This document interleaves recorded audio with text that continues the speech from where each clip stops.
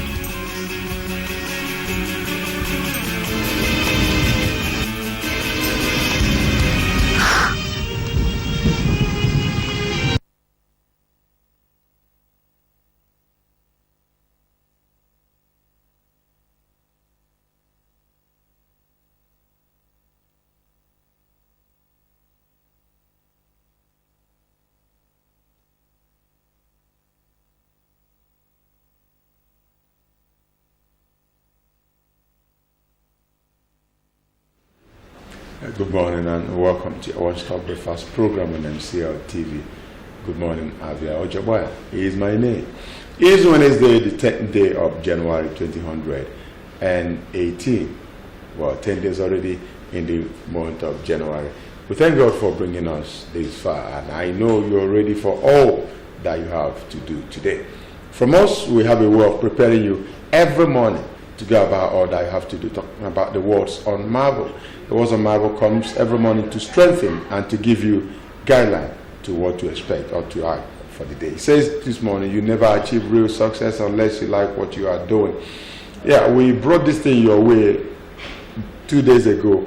That's the same words on marble, because some people said, well, it made a lot of sense, and so we decided to bring it back so that as we begin this very year, you begin to find joy in whatever it is that you do. You never achieve real success unless you like what you are doing.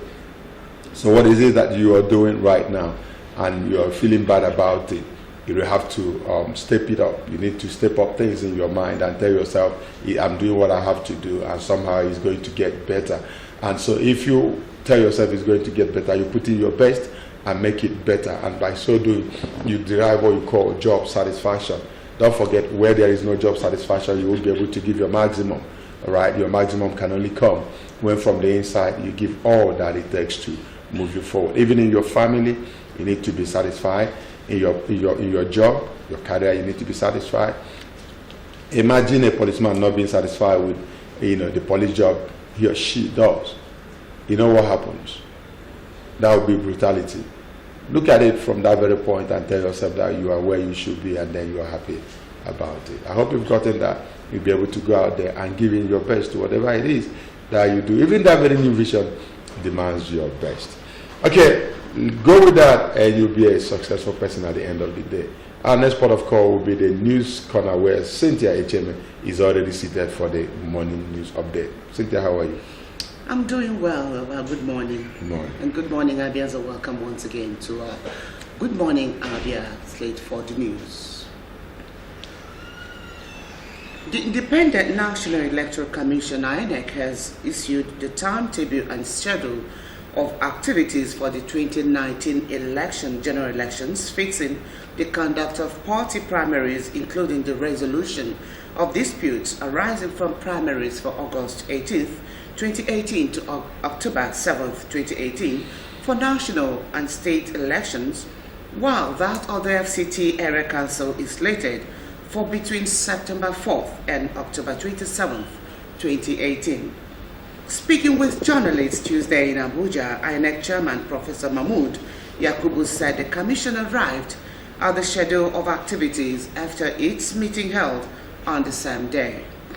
INEC equally said that it would go ahead with its earlier plan to conduct the Anambra Central election on January 13th.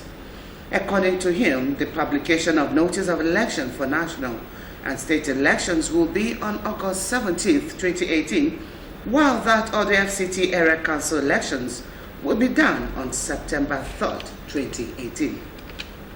The INEC boss said that the collection of nomination forms by political parties for national and state elections will begin from August 11th to 24th, while that of the FCT Area Council elections will be between November 3rd and 10th, 2018. Yakubu also stated that commencement of campaign by political parties will be November 18th for presidential and National Assembly elections, December 1st for governorship and state assembly elections, and December 2nd for the FCT Area Council elections. He said that the last day for the submission of nomination forms to INEC will be December 3rd, 2018 for presidential and National Assembly elections, December 17th for governorship and state assembly, and December 14th, 2018 for the FCT Area Council elections. INEC equally fixed the last day for campaigns for February 14th, 2019 for presidential and National Assembly elections, as well as February 28th, 2018 for governorship, state assembly, and FCT Area Council elections.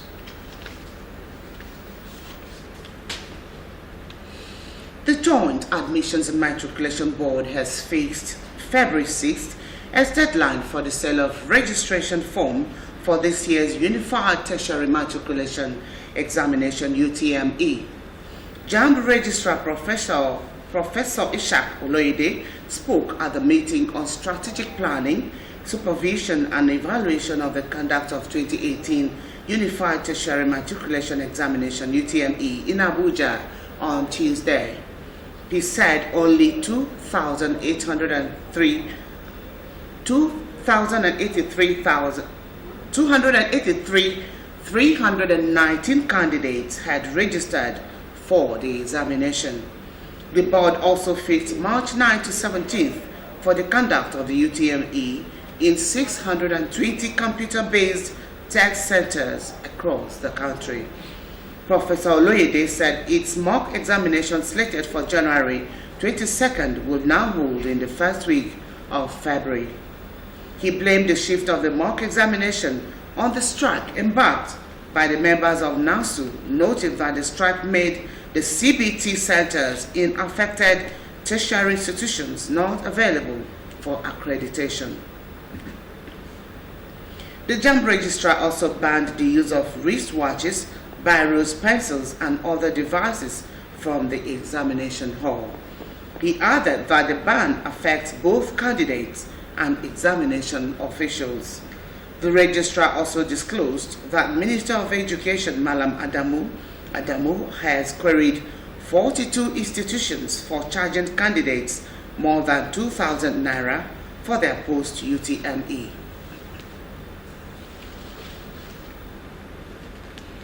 Center for Disease Control and CDC has confirmed a total of 45 deaths from yellow fever in the country. In an outbreak situation report, the agency said of all the 45 deaths recorded, 9 were confirmed by the World Health Organization WHO reference laboratory in Dakar, Senegal. According to the report, total number of deaths in all cases among suspected, probable, and confirmed cases is 45, and 9 among confirmed cases. Case fatality rate for all cases, including suspected, probable, and confirmed, is 12.6% and 27.3% for confirmed cases. Of the 358 suspected cases, 230, an equivalent of 64.2%. Predominant age groups affected are 20 years and below, accounting for 67.8%, while male to female ratio is 1.6 to 1. A yellow fever outbreak is currently active in the country with confirmed cases in Kwara, Kogi, Kano, Zamfara, Kebbi, Nasarawa, and Niger. However, 16 states have reported suspected cases. They include Abia, Borno, Kogi, Kwara, Kebbi, Plateau, Zamfara, Enugu, Oyo, Anambra, and Edo. Others are Lagos, Kano, Nasarawa, Katsina, and Niger states. Official work schedule has been in earnest in all various offices, particularly government and civil agencies, after the Yuletide celebrations of the Christmas and the New Year. Some of the offices visited by MCL TV news crew showed the presence of staff all basking from the fields of the celebrations. The report. Christmas and New Year celebrations have come and gone, with people basking in the hangover of enjoyment from these festive periods. However, normalcy has returned at various places of work, including the federal, state, and local government ministries, which begin with full intensity from the first week of January. At these periods, people who had traveled are expected to return to their various locations or stations for work. Every member of staff in public offices close for the year, for the Christmas holidays and the Boxing Day. And after those 2 days, workers resumed on the 27th. And we closed again on the eve of 30th for the New Year holiday. On the 2nd, we all resumed for our normal duty. Workers have resumed fully, apart from this ones. If you go to other side, you will see also our workers. I will use myself as an example. I really enjoyed my work, and I'm here fully to continue my work. As you can see, all the offices are open now. You can see people they have activities, people moving around. That's a very good indication that actually work has started. With the lingering economic hardship in the country and the attendant fuel hike, with the backlog of workers' salaries and lack of incentives to work, the resumption of workers to their places of work appeared to be slow. But on a visit to some of these places in Abia, the contrary was the case. People came out food today, so there are many of us that attended work. We expect it from them so that to enable workers to have the spirit to come into work, because now some of us are being old for about 3 or 4 months now. Our state government paid us in September. I think they should be appealing to them to do more to enable us to be coming to work regularly, at least helping us, for us to see money and transporting ourselves to work. So we expect it from them. Please, state, federal government, please help us. While it is highly commendable for workers to have reported to their individual duty posts quite timely, it is equally important that the federal, state, and local authorities do all within their power to encourage these workers with timely payment of salaries, allowances, and incentives as at when due, as these will go a long way in boosting their morals and passion for work. Cynthia Echeme, MCL News.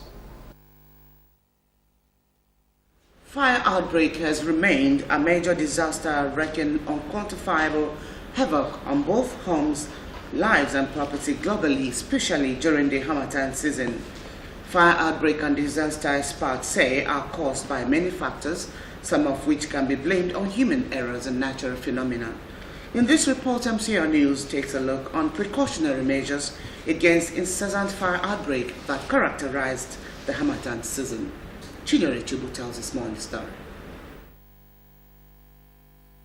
November to March every year is usually disaster prone, with infernos making unwholesome visits to marketplaces, factories, homes and schools, as most of the disasters witnessed during this period are largely caused by human error. Investigations have revealed that most fire outbreaks during this volatile season are caused by careless handling of highly inflammable materials such as hoarding of petrol in homes, indiscriminate bush burning, and careless use of firecrackers by underaged children.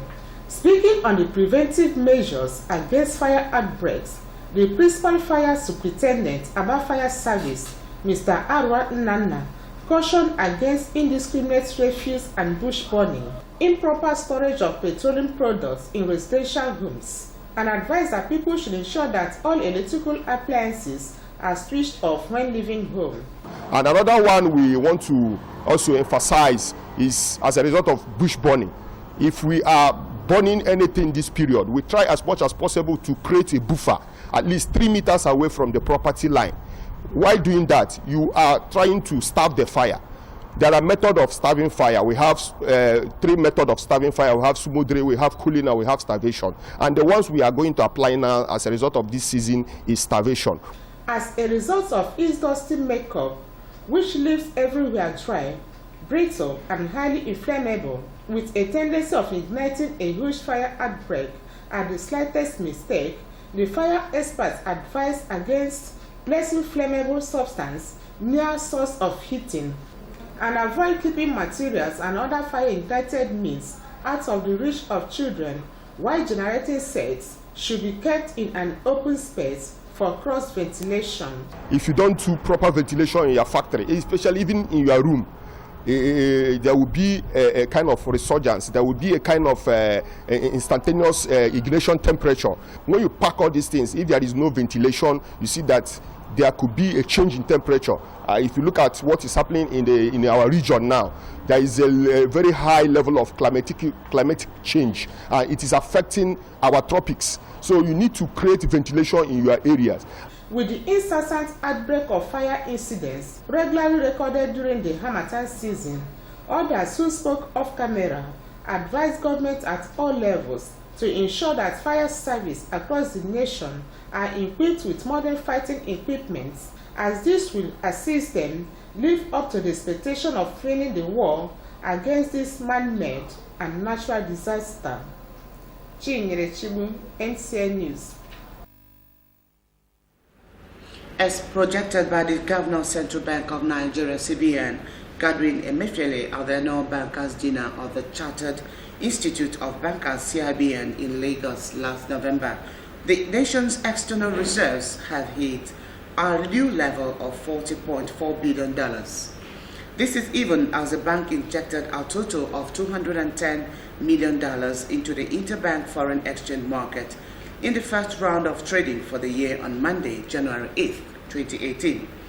Figures obtained from the CBN on Monday indicate that the external reserves reached the $40.4 billion mark on Friday, January 5th, 2018, indicating the increase of about $1 billion between December 2017 and January 2018.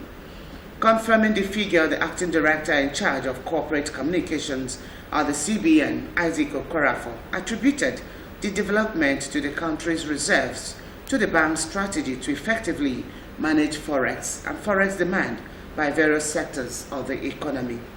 Citing the CBN policy restricting access to forex from the Nigerian forex market by importers of some 41 items as a major turning point, Okorafor said the policy has helped to stop the hemorrhage of the country's external reserves, which before now witnessed heavy depletion due to huge import spill and other debt obligations. According to him, the CBN policy had ensured a decline in Nigeria's import bills from over $5 billion monthly in 2015 to about $1.5 billion in 2017. He expressed optimism that with the determination of the bank and the cooperation of the fiscal authorities, the external reserves will continue to enjoy more accretion in the course of 2018.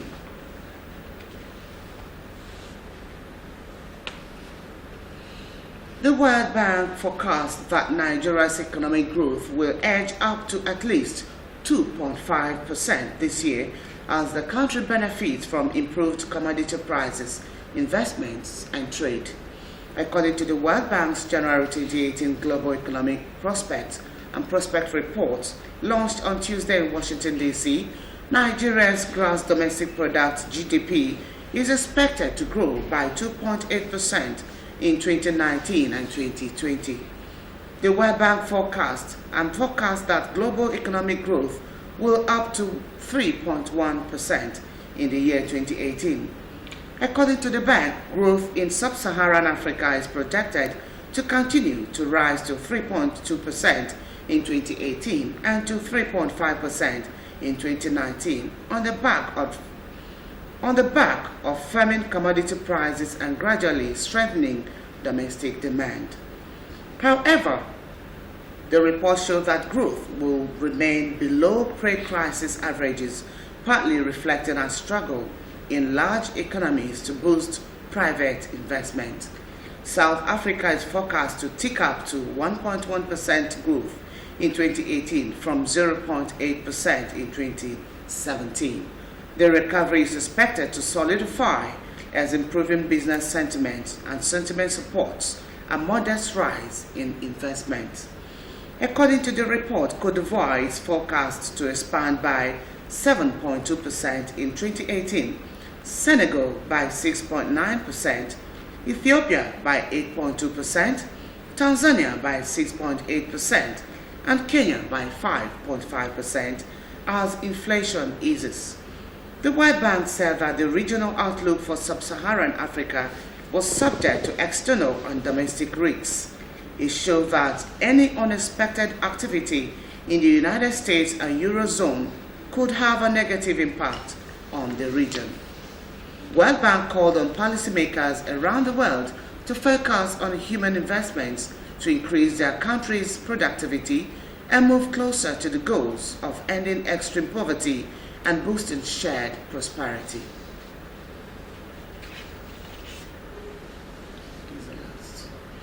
The financial reports presented by the Office of the Secretary to the Government of the Federation (OSGF) to the House of Representatives has indicated that 280 million naira allocated for purchase of cars for former presidents but was monetized. Secretary to the Government of the Federation (SGF) Bas Mustafa disclosed this in his budget presentation before the House of Representatives. The SGF equally made a passionate appeal to the lawmakers to speedily pass the budget, promising them that he would talk to heads of agencies to avail themselves, since this is the year preceding the 2019 general elections. Giving a breakdown of the 2017 budget and the financial implications of 2018, the SGF revealed that 40 million naira was released to former president to purchase cars out of the 280 million naira initially budgeted for the purpose. In addition to the 170 million naira balance for the procurement of vehicles, he said additional sum of 96 million naira was proposed for procurement of vehicles in the 2018 budget estimates. According to him, the beneficiaries are Chief Olusegun Obasanjo, Dr. Goodluck Jonathan, General Yakubu Gowon, retired, General Ibrahim Babangida, retired, and General Abubakar Abdul Salami, retired. While reacting to the presentation, the lawmakers queried the proposed 18.360 million for purchase of 27 laptop computers in 2018, 995.190 for purchase of security equipment, 64 million naira for purchase of monitoring tracks, 360 million naira for purchase of motor vehicles, 124 million naira for 4 18-seater buses and 2 30-seater buses. 130 million was also proposed for procurement of 2 Land Cruiser Prado Jeeps, 65.551 and 551 million for ambulance and clinic equipment, while 170 million was proposed for Independence/Democracy Day celebrations. While responding, Mustafa explained that the MacBook was for council chamber considering the volume of work before them. He explained that other proposed expenditure for 2018 include 1.73 billion naira for political officers and standing committee, 760.277 million naira honorarium and sitting allowances, 133.421 million naira for welfare packages, 88.65 million naira for purchase of office furniture and fittings, 18.36 million naira for purchase of computers, and 456.64 million naira for computer software acquisition. And that's the side of the Good Morning Abia package of the news. As Good Morning Abia continues. Right, thanks, Cynthia, for that news update. Up next will be newspaper review. Stay with us. We'll be right back.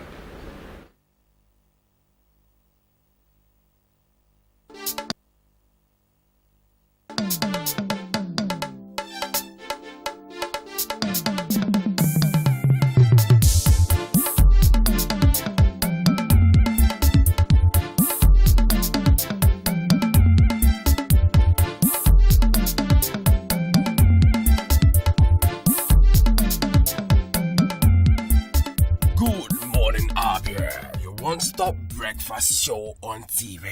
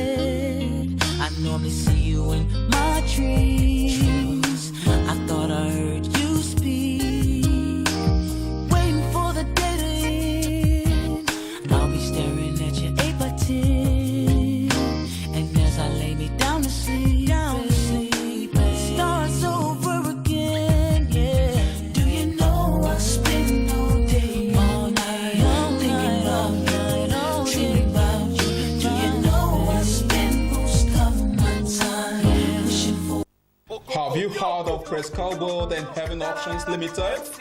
Prescal is a home of the direct image right here in Abia. Why go to Lagos or Port Harcourt for your direct image jobs?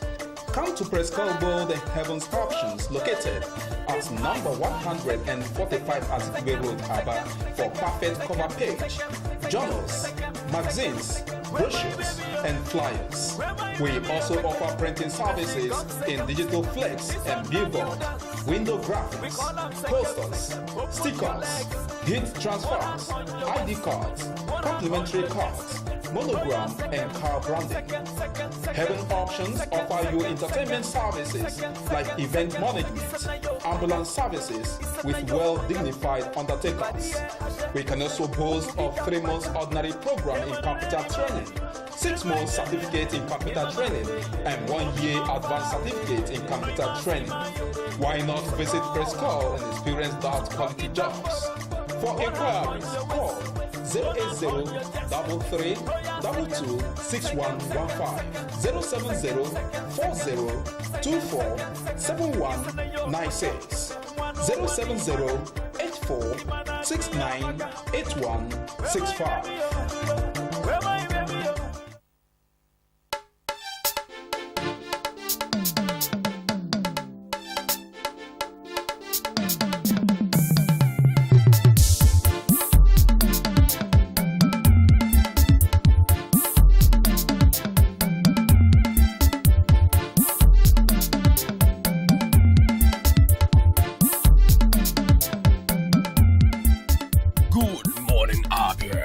One-stop breakfast show on TV.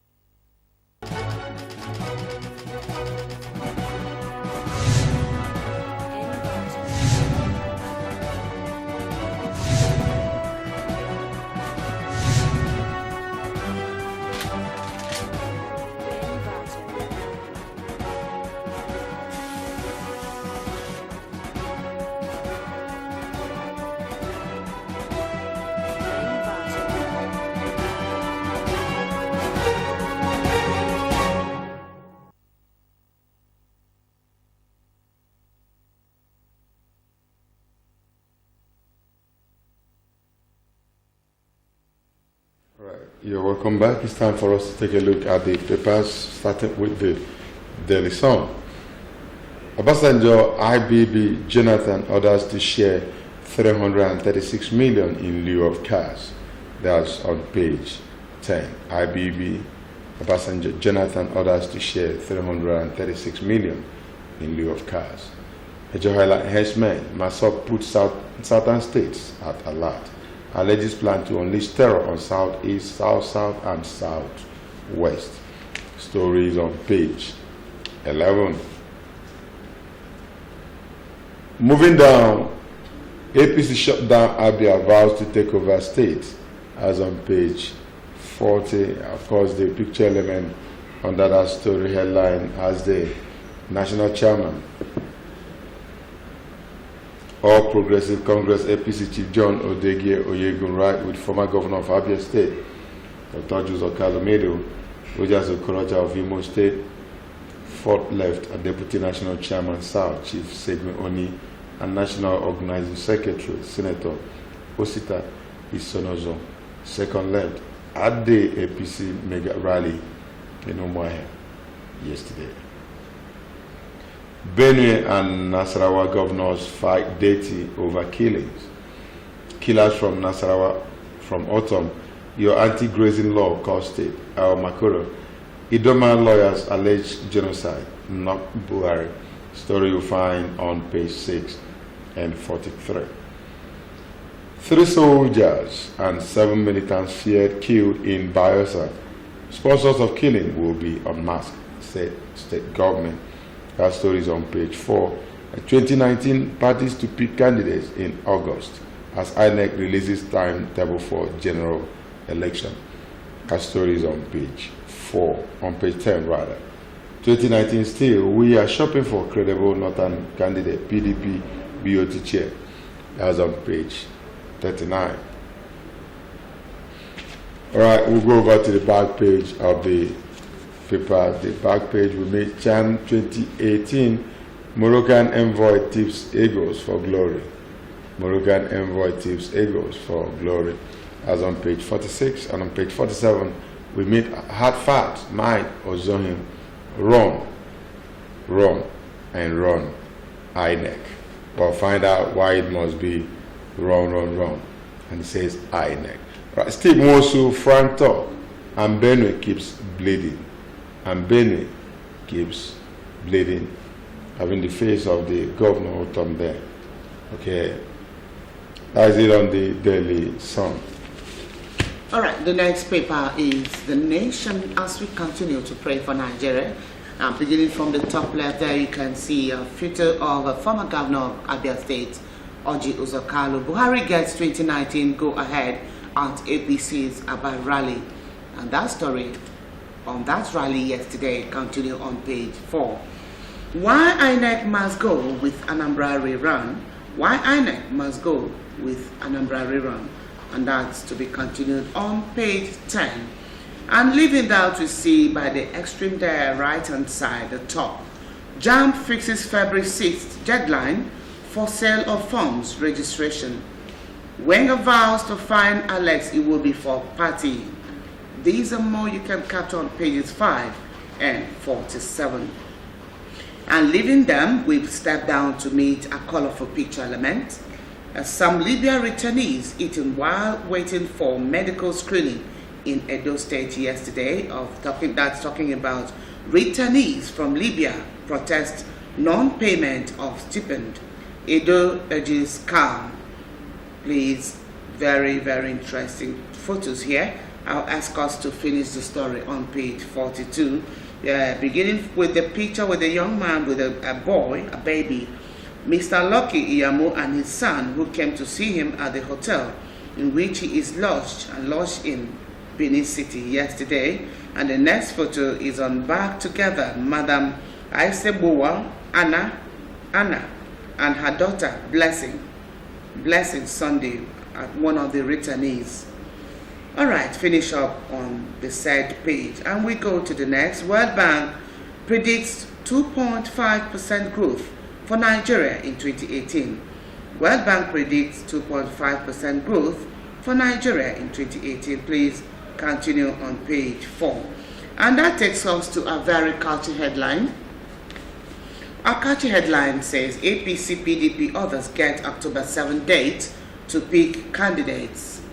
APC, PDP, others get October 7 date to pick candidates. And the banner there says Presidential/National Assembly campaign to begin November 18th, says Independent National Electoral Commission, INEC. Alright, and please continue that story on that on page 4. And the last on the front page here are Imo masqueraders killed 2 in vengeance. Imo masqueraders killed 2 in vengeance. Please, it's on page 7 to know who these ugly killers are. And the next is federal government owes contractors 2.7 trillion naira.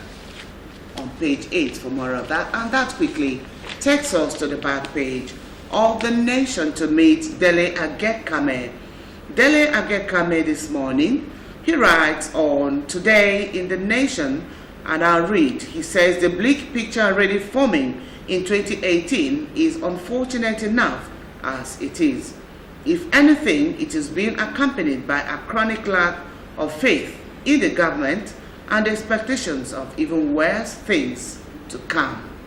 And it's from Dele Agekame Today in The Nation on the back page. And that takes us to Louis Ojon, the bottom line. Benue pogrom, dancing on victims' graves. That there is the photo, the picture element of the governor, the #1 citizen of Benue State, Autumn. Benue State Governor Samuel Autumn here. And I'll quickly read out a bit of this column which says, courage is needed to bring a murderer to justice, especially when they happen to be a relation. The Inspector General of Police needs it. Otherwise, he would now take liberty to term the Benue killings the consequence of a communal clash. Alright, that's still speaking volumes on the Benue killings. And stepping down from that, we meet Raymond Dokpesi's sacrifice. I'll urge us to read that. Okay, leaving that, we are meeting Hardball. Hardball this morning writes on a factual disagreement. A factual disagreement. And please, I'll escort, I encourage us to read the back page of The Nation, the factual disagreement. And that does it for The Nation this morning. All right, the last but not the least is the new Telegraph. Federal government releases 40 million naira vehicle allowance to ex-presidents. Article, Sambo's vehicle to go 210 million naira. BVN, CBN Direct, MFBs, orders to restrict errand customers. You find it on page 29. Still on the inside pages of this paper, you have I watched dead bodies to survive abroad. Ajimobi, you find it on page 31. APC to Tambawa, you have made us proud. Story on page 10. 2018 UTME, 283,319 applicants registered so far. Oloyede, that's on page 31. A teacher strike. National Union of Teachers Task Force locks Kaduna schools, chases students away. Government opens attendance register. Okay, school messenger slumps after receiving sack later. That's on page 6. Campaign starts on August 17. INEC releases 2019 general elections timetable. PDP begins profiling of presidential aspirants, and Kwankwaso mobilizes supporters. Find the story on page 5 and 12. All right, moving down, you have 2019 election timetable there, drawn there. If you pick a copy of the New Telegraph, you'll be able to go through that very paper and also what is at stake. APC governors clash over henchman killing. Autumn, Nasarawa Harboring killers. El Makuru, your law cause of massacre. Your law cause of massacre. That's on page 6. And the picture element before that very story headline has from left to right. National Organizing Secretary, All Progressive Congress, APC Senator Osita Izonoso, Imo State Governor Owele Rochas Okorocha, former Governor of Abia State Dr. Joseph Kalu, APC Deputy National Chairman South Engineer Segun Oni, and National Chairman Chief John Odegi Oyegun at the party's mega rally in Umuahia, Abia State yesterday. All right, just down there you have ibuprofen linked to male infertility. You have this tip on page 10. So do yourself a favor, pick a copy and go to page 10 and find out how ibuprofen linked to male infertility. Okay, straight to the back page of the paper. Here we meet on marble. When men are pure, laws are useless. When men are corrupt, laws are broken. Benjamin Disraeli. Bola Wale open letter to Asawaju Bola Ahmed Tinubu. Find our story on page 14 as we step down to meet Political Parties PLC. Political Parties PLC. Hard Choices by Festus Okoye. And if we go down to take a look at a bit of this very article, it says some people apply and register political parties as a business venture and to be in tune with the politics of platform. For some persons, ideology and principle are clothes that can be worn and discarded. All right, we read up the rest. By the corner there we meet High Chief. Says Rivers killing. Omoku residents demand to see Winnie's corpse. That's the news. And then High Chief responded, yes, so seeing is believing. Anything is possible. Of course, when you see, you believe. All right, that is it. Just a tip of the iceberg. What we do here every morning is just to scratch it and make you have a feel of it. If you pick a copy of any of the national dailies and read up the stories yourself. Cynthia, that's the much you can take of the paper so that we can go over to other statements. All right, that is it on the papers this morning, which also completes our news bulletin. We'll go for a break. When we come back, it will be time for the discussion segment. We'll still be staying with the state of the nation. And our guests already stated, you don't want to know them? Just stay, we'll be right back.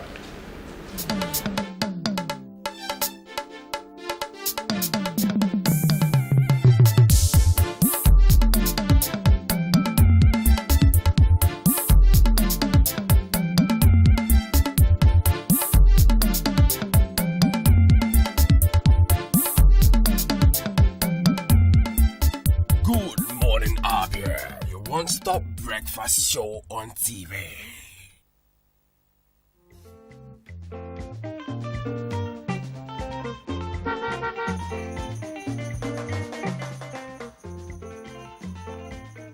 Do not deface Abia State with posters.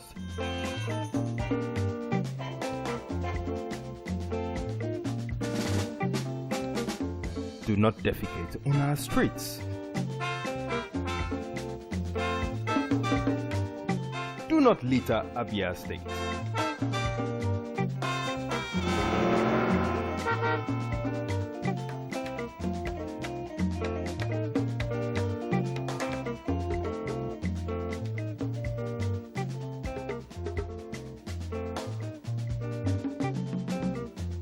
My brothers, I say wetin man go do for this world where people no go talk. If you chop, Do not urinate in public places. you no chop, then go talk. Wetin make we do for this world? I say make we dey do the things wey we carry for heart. Na so world want am. Abi no be so? Keep Abia State clean. This message is brought to you by MCL TV.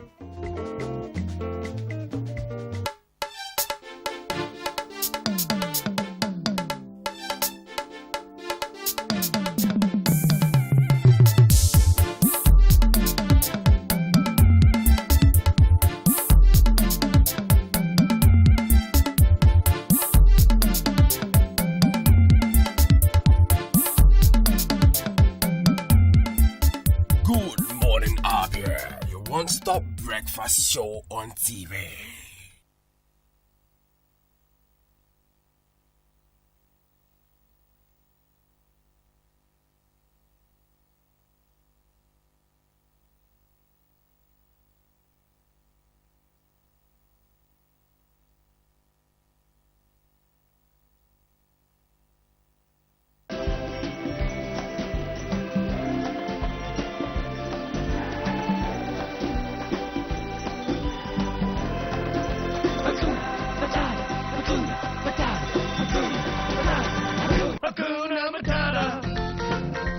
wonderful phrase. Hakuna Matata, ain't no passing craze. It means no worries for the rest of your day. Yeah, say it, kid. It's our problem-free philosophy. Hakuna Matata. It is problem-free when you tune into MCL TV.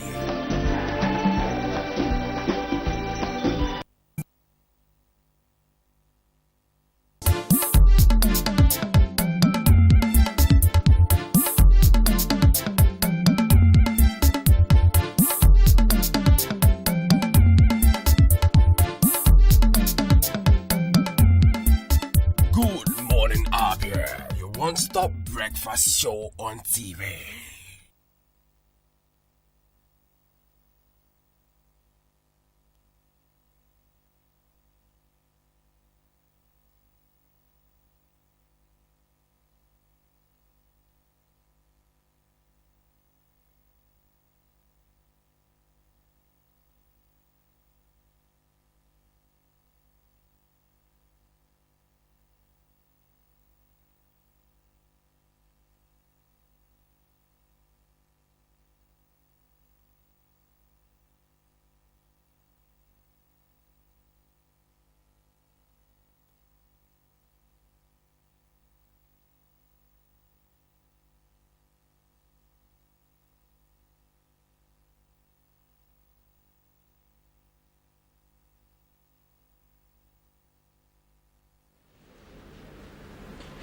All right, you are welcome back, and this is also our discussion segment.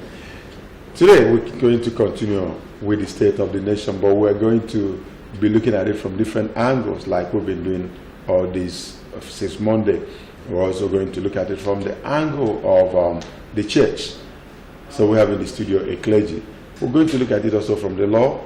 We need to also look at how we're faring as a nation in virtually all areas. What we intend doing through this very topic is to look at the nation of Nigeria holistically, to profile also solutions to whatever problems we have. All right, sitting here in the studio with us this morning is a man of God. A man of God, Cynthia. An evangelist to the core. Mm-hmm. Yeah, who carries the gospel to you in various places. And who mans the pulpit and tell people what to do. And tells them, calls a spade a spade. I hope they call spades, okay, but whatever. Pastor or evangelist, John Raphael. And Webula. Yes, I think the last one is the one that appeals more. You're welcome. Yeah. And also in the studio also with us is a man that is everything, a very known face too. Cynthia, I wish you to. Yes, he's Comrade Ike because he's just like you said, is everything. He appears to know every angle of it. So you're welcome, sir, to the program. Good morning and happy New Year. Yes, it's good to have the two of you in the studio with us. Let's begin with you, Evangelist I. How would you look at the church and politics and the role the church should play or have been playing in the growth of nations, especially this nation called Nigeria? Would you say the church have also been important to the political aspirations and movement of this very nation? All right, it's a pleasure to be here this morning, and I will begin by saying that the church is so important. In anything that we are doing in this life, the church is important because the Bible says something in the book of Isaiah that government shall be on his shoulder. So the church ought to be the right people that will say some certain things that the world of the nation will look at and they will key into that and run what they are running as government. But somehow the church is not meeting up to their expectation, because the right people that are supposed to be saying things are not saying things. If the church has actually taken their place, you will see that so many things that are happening in the nation wouldn't have been happening. You said the Bible said the government shall be on his shoulder. On his shoulder. That's what the Bible said. I agree with you there. Now, you also said they are not playing their role. Yeah. Or in other words, you are agreeing with the speaker we had yesterday who said that the church have really disappointed the nation. That is it. All right. So you are agreeing with that. Yeah, okay. agreeing with that. And he's also saying that if they are saying what they are supposed to be saying, that the country will not be what it is today. It's a very nice one. All right. The evangelist Ike Ike John Raphael, thank you very much. And let's come to Ike Comradico Piwe, the social analyst. Do you agree with all he has just said? And if you don't, let's have your own opinion. Yes, what he said is in order. Because as we can see, the church is supposed to be in the forefront of even putting governments. The church is supposed to be in the forefront of formulating even policies, because they have the majority. In 1567, when Constantine was called by the papacy regime by then, Constantine was ruling the whole world, doing a lot of things in that period. But there was a papacy regime that was also standing. And when indulgence was sold to Constantine, he gave him a front seat. And Constantine submitted to the rulership of that papacy, to the even extent that he asked his commander-in-chief to be taken order from the Pope on throne by then. Is to tell you that the church is so important in anything, that if they come out and do what they're supposed to do, the country we are today must have been a changed country where everybody will be enjoying it. All right, now, if they come out, if people keep saying if the church should do what they should do, their right or their duties to the nation. We keep saying this. Now, you've also said when the right people that should do this is not there, if I heard you right. Now, what actually is the church supposed to do to the growth of any nation? Evangelist, I want you to come in here to tell us what should be the role of the church in the growth of a nation. All right, as the church, the church ought to be the voice of the nation, because God created the earth, and when Jesus was here, before he was going, he brought the church, and he introduced so many things to them, which if the church actually know the position that God has given to them and take it up, then they should be the right people to say so many things when things are going wrong, and they come out and say that this is wrong. And if the government hear and adhere to what they have said, you will see that there will be so many things that will change in our nation. I had to ask this question. Yeah. Sorry, I want you to still stay. I want to still stay with you before Ike will come in. Yeah. There was government in place, word in place before Christ came. Yeah. The church was as a result of Christ coming. Yeah. Now, government have always done their things. So at what point did the church, come in to take over or to be so influential in the governance of any nation? Because regimes have always been there before Christ came. All right, actually it has been there, but looking at the prophecy that was given in the book of Isaiah, that government shall be on his shoulder. That is to say that in the future that things are going to turn around. Was that prophecy talking about the world, leadership in terms of governance, or was it talking about the government of the church? Two of them are together. All right.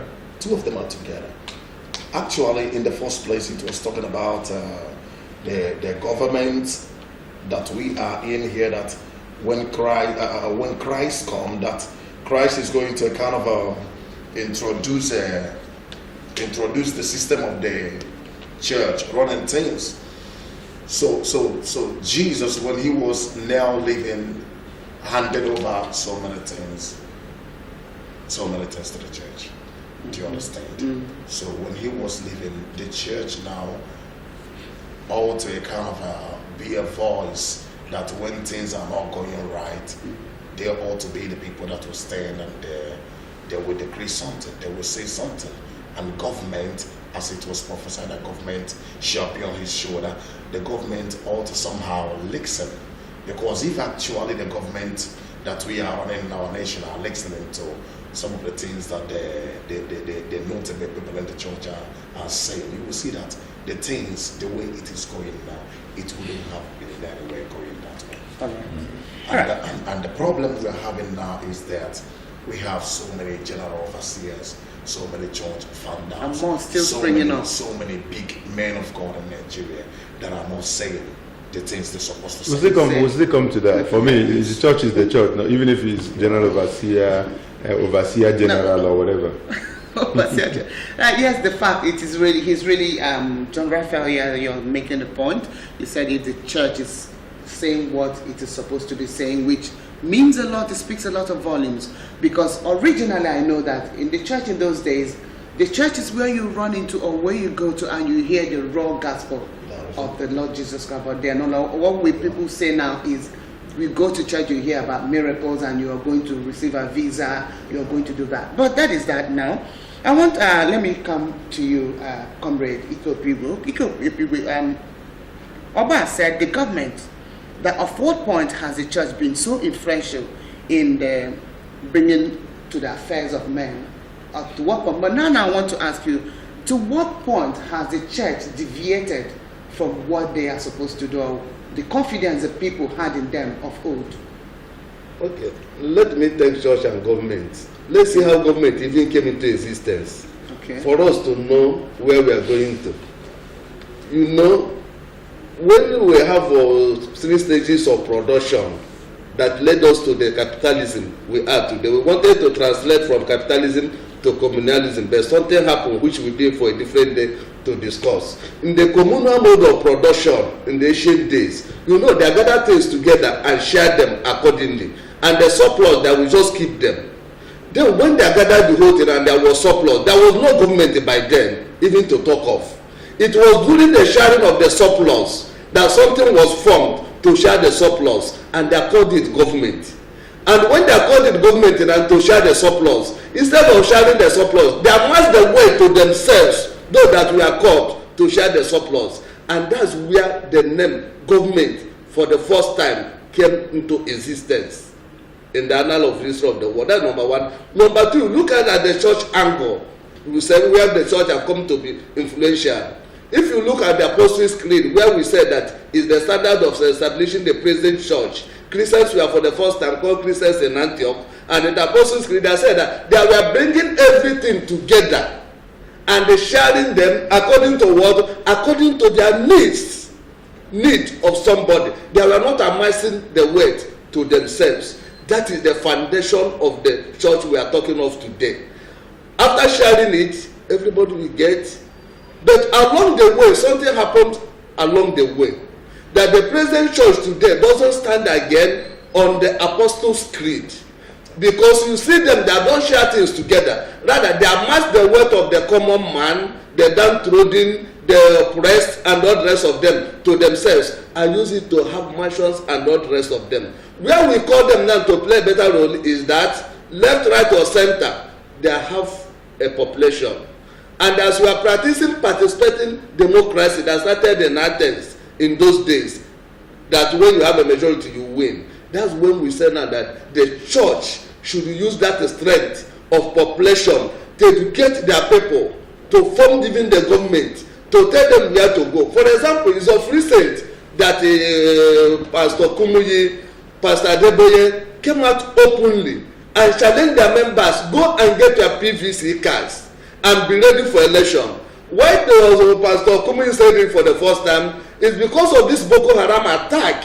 When there are still things happening, it happened to his church, it happened to other churches and all the rest of them, and they're saying that the first assignment of government or the primary assignment of government is to protect lives and again properties. In their own direction, by 2 years ago, they were not doing it. As a result, they want a government now that we help to form, which will help to protect lives and property and stop this frequent attack on people. All right, well, that's as it has to do with all that things that happens in a nation. When you talk about attacks now, we actually, yes, that's great, but we are looking at the role of the church in the growth of any nation. Now, let me take you people back a little. I might not be a very good Bible student, but I think I read my Bible also, so I have the right to. If you go back to the olden days, there has always been government. I insist there have always been government.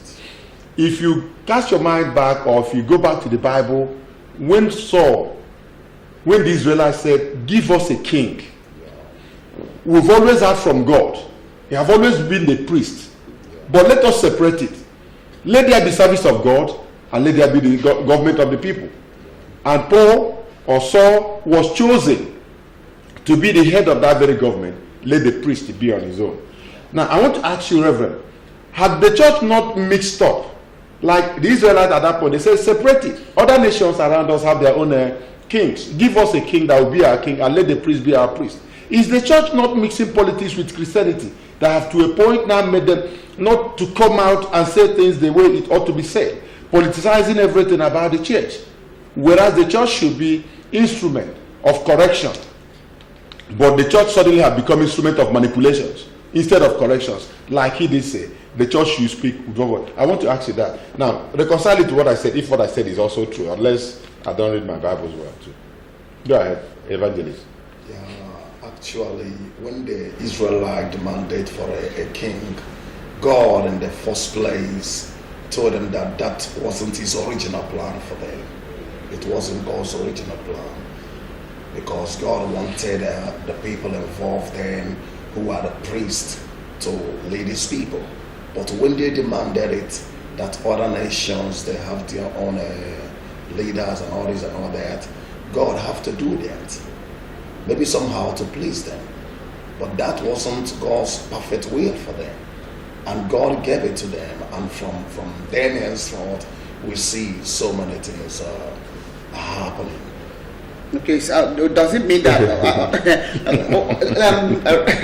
evangelist, please, I want you to narrow it down to, I want you to tell us, at what point did the church allow itself to be an object of ridicule, an object of intimidation, an object of suppression, instead of that loud, very wide voice crying in the wilderness, as represented by John the Baptist? All right. When all these things start happening is when the church stop carrying out what they're supposed to carry out and begin to do other things. The church was called to save, was called to preach the gospel, to bring men back to God.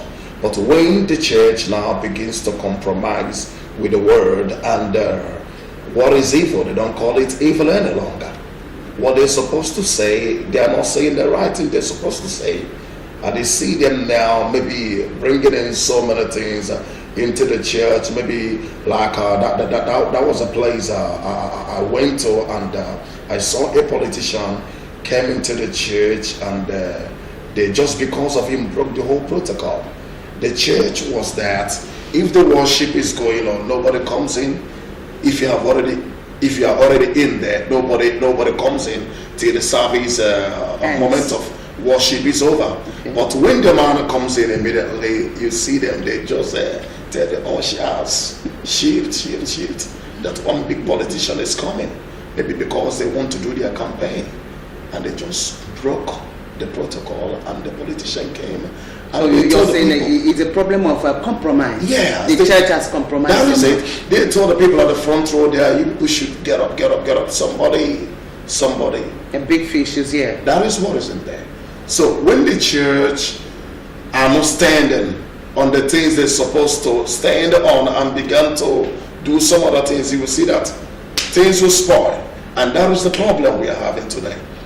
When the big men that ought to talk are not talking, maybe because of the benefit they are getting from the government, or because they don't want to have any problem with the government, you see things will be going wrong. And then when we talk about all these things, comrade, what is the difference between the government and the church? Me? Yes. Okay. Your question is good. Let me go back to what you said before. Yes. When God tried the government, they said separate this and this. You know that the first human government instituted by God himself, according to his own dispensation, is in Noahic government. That is human government, instituted by God. And God tried that government. The government didn't even do well. And God went on to another dispensation. In the place, it will be a very distant. If I dabble into it, it will take a lot of time. When you come to Saul, when the Israelites said, give us our own king, as the pastor have said, it was not the original plan of God. But already there have been a human government. This human government has been experimented in the dispensation of God himself.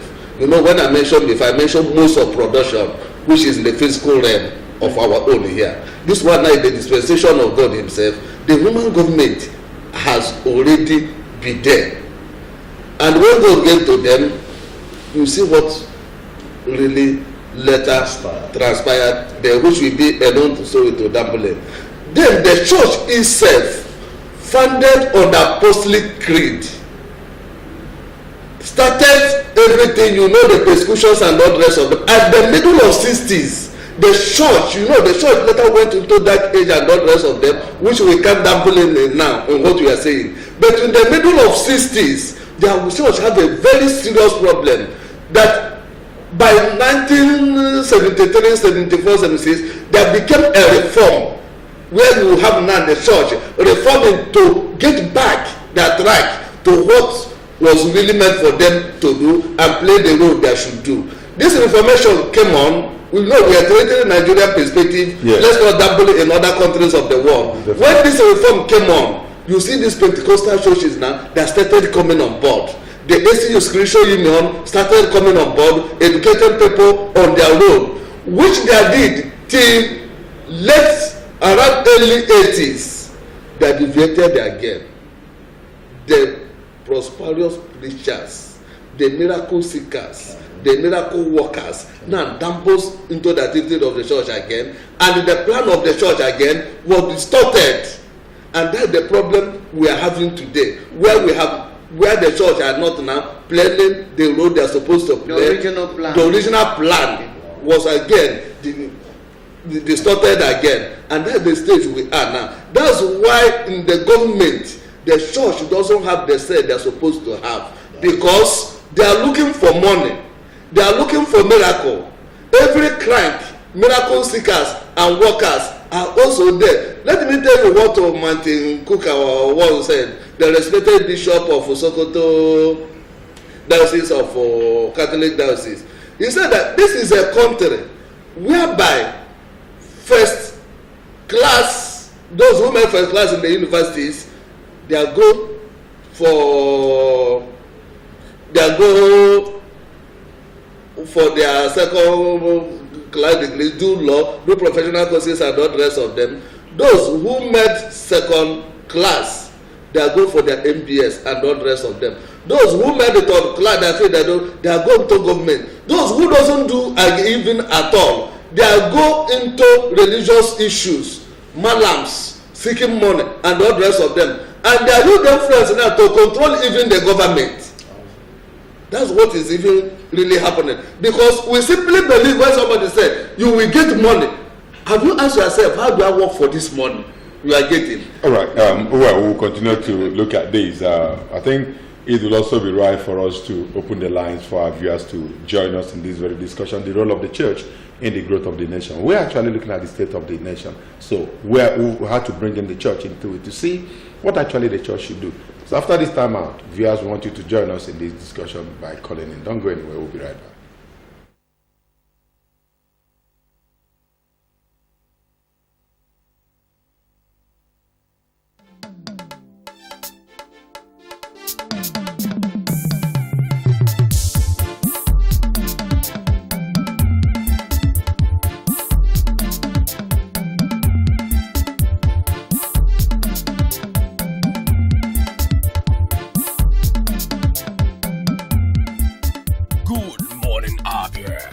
Stop breakfast show on TV.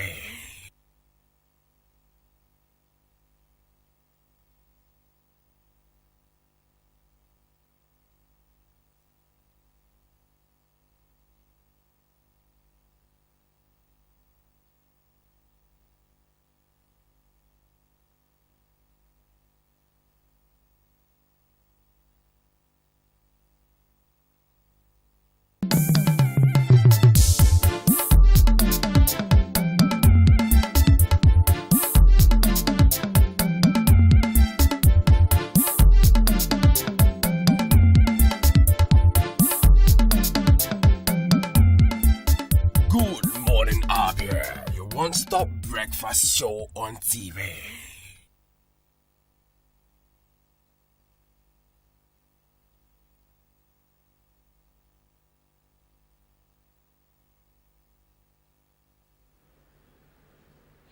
All right, good to have you back. The line has been opened for you to join us in this very discussion. We're still looking at the state of the nation, but bringing in the role of the church, or the church's role in the growth of any nation.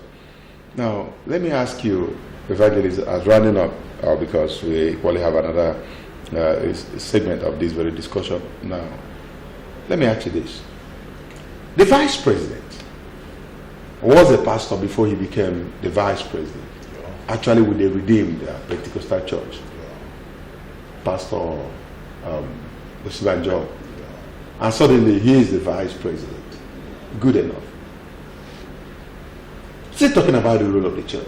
What is supposed to be his role as the vice president in moving this nation forward? Is assumed, coming from that pastoral role, he should be in good communication with God to move us forward. So, can you still comment from that very point?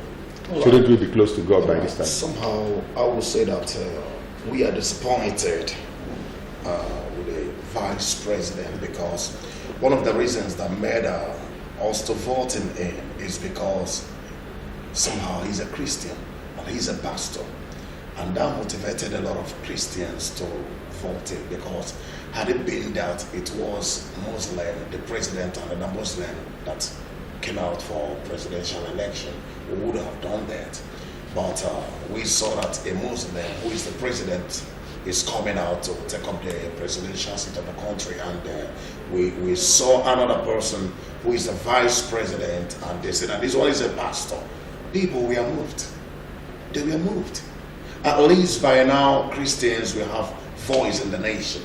At least with the man we have as the vice president of the country, Christians will find their feet on the ground. All right, now let's take this call. You continue, sir. Sorry. Hello, good morning. Please, if you're going to call into this program, turn down the volume on your TV set, and or you move away from that very TV set. Tell us your name, where you're calling from. Let us hear what you have to tell us. Go ahead, sir. All right, as I was saying, so we believe that when he was going in there, that with this man now, Christians will find their feet on the ground, and Christians will have voice. But it's unfortunate what we are seeing today.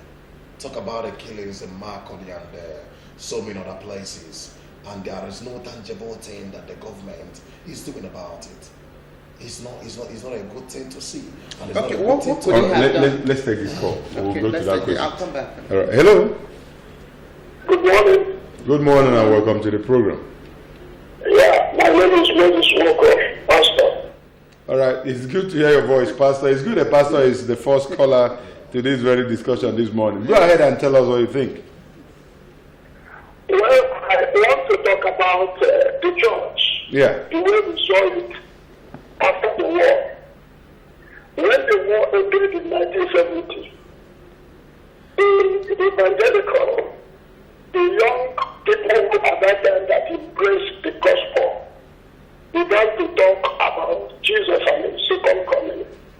Holiness and righteousness was the order of the day. Both those in government and all the powerful were afraid of the church because of what they stand for there, or what they stood for.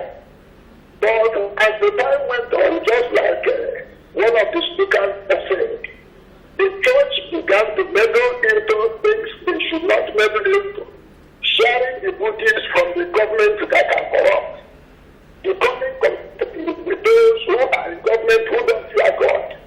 Everybody begins to punch money. The things those in government are effectively looking for. Ministers of high repute, I don't care their name, therefore, every one of them today also for material things. And those material things have affected righteousness in the church, righteousness in the land. Of course, everybody, it is like back to school. Nobody any longer fear God. The fear of God is no more in the church. How can it be in the government? The fear of God is no longer in the family. How can it be in the government? So, as long as this development continues, this problem will continue to be there. people went back to God. They drove us back to seeking and finding God. But midway in the 80s, we drop it and get room to prosperity and hidden messages, All right, thank which you. has ruined the system. All right, thank you very much, Pastor, for that contribution. It's a good one. I want him to react to that call.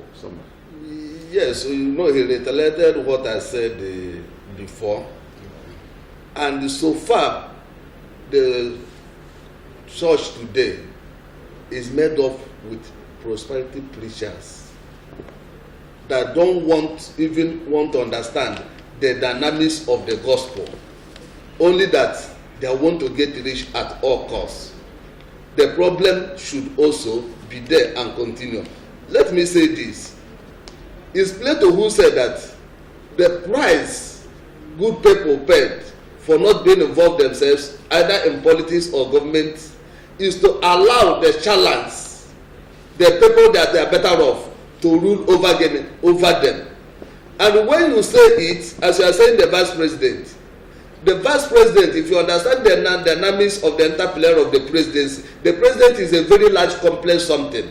You say that in this situation there's nothing he can do. You can't blame him for anything. Even when he was acting, there's nothing he can do. You're supposed to understand the role of a vice president is the spare tire Nigerian constitution. Is what is being allocated to them or what is being assigned to them is what he will carry.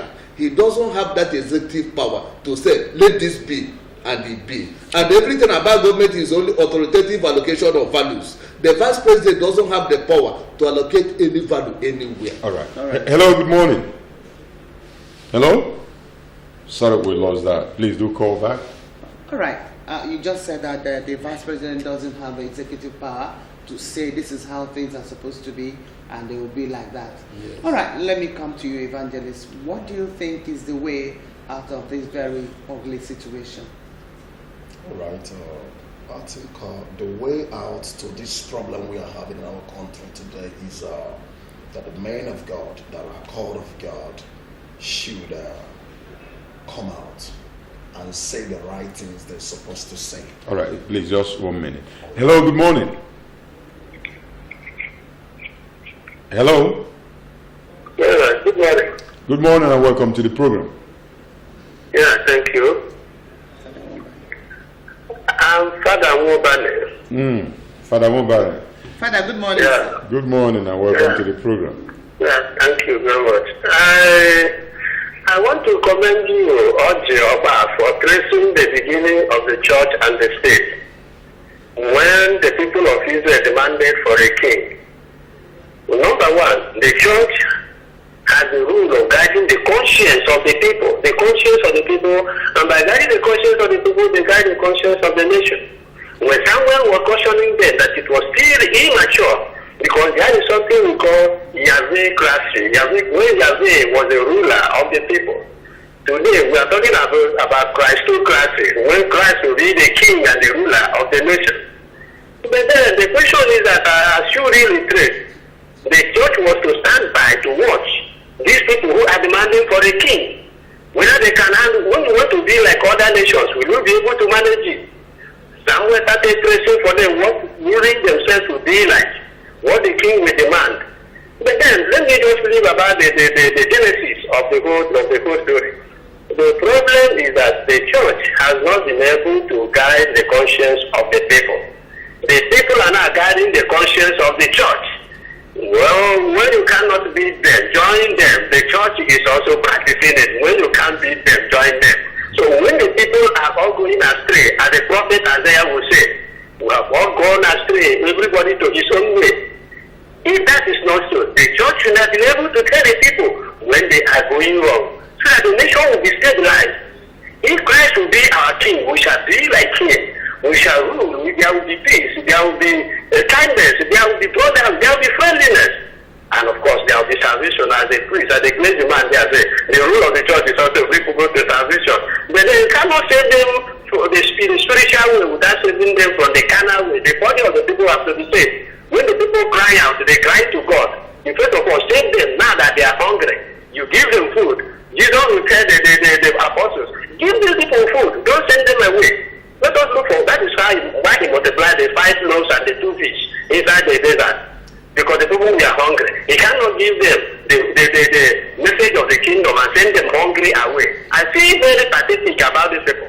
So the question is that the church has failed. Forgive me if I should be too rude to say it that way. The conscience of the people have not been properly guided. How can they now do well? That is my own contribution. I really enjoy this thing because we are a nation is not steady. The things that put us together have been scattered, as soon as everyone will say. Everybody is now not happy.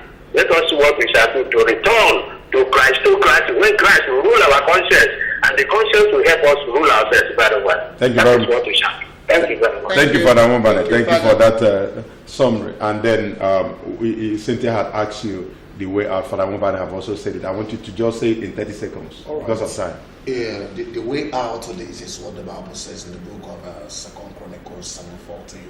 If the people that are called by my name shall humble themselves and seek my face and turn from their wicked ways, I will heal their land. I will hear from heaven. Yes. I will hear from heaven and hear you. I'm a Bible student too. So thank you very much for that. I want to thank you, Evangelist John Raphael, for coming on this very program to talk with us on the role of the church as it has to do with the building of the nation. We still have Ike Opibwe with us, and we will appreciate it. We'll go for a break. When we come back, the program will continue. Still stay with us.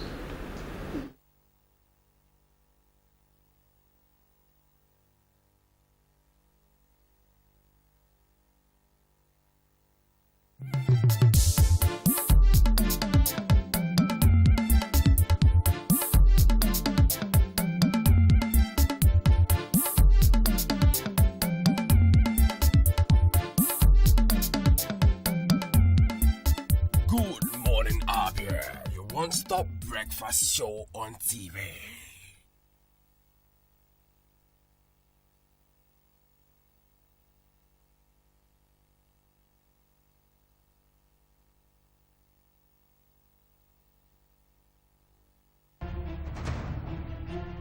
Chukwu na-enye ka nri onye ọbụla.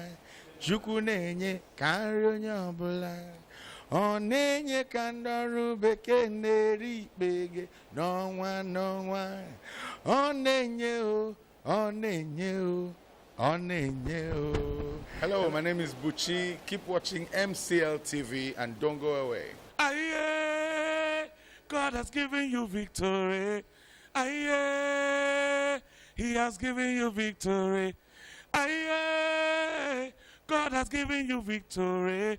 Aye, He has given you victory. What's up, people? It's your boy E-Ben, ministering to God's children, and you're watching MCL TV. Don't touch that dive. Peace. I love you. MCL, the word in your home.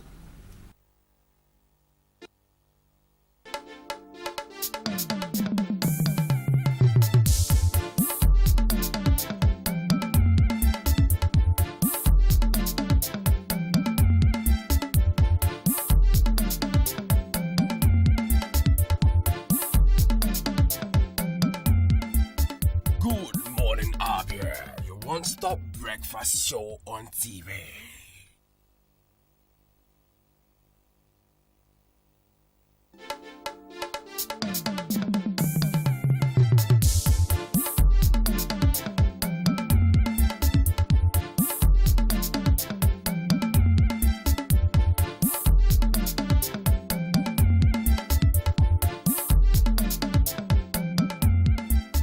Good morning, Abia. One-stop breakfast show on TV.